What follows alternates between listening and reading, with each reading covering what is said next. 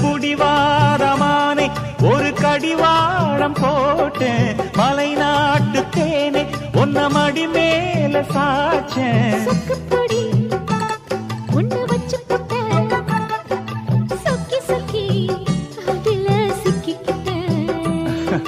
கிச்சிலி சம்பா குத்தி எடுத்தே மொச்ச குழம்பும் வச்சு எடுத்தே ஆமாடி அதுக்காகத்தான்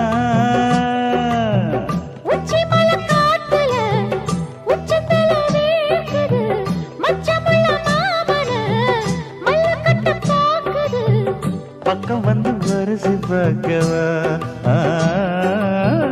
பந்தி வச்சு பசிய தீக்கவா